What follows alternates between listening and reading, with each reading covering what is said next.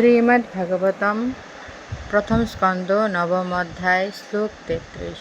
ত্রিভুবন কমনম বর্ণতমালবর্ণম রবিকর গৌরভরাম্বরম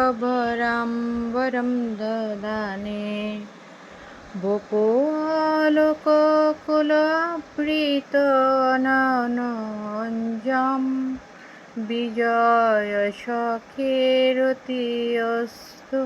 মে অনবদ্যা। অনুবাদ: ত্রিলোকের স্বর্গ মর্ত্য পাতালের মধ্যে সবচেয়ে সুন্দর, তমালের মতো নীলাভ বর্ণযুক্ত, সূর্যকিরণের মতো নির্মল দীপ্ত বসনে বিভূষিত এবং কুঞ্চিত কেশদামে আবৃত, মুখপদ্ম সমন্বিত দিব্য শরীরধারী এই অর্জুন সখা শ্রীকৃষ্ণের প্রতি আমার কর্মফল বাসনারহিত চিত্তবৃত্তি আসক্তি লাভ করুক।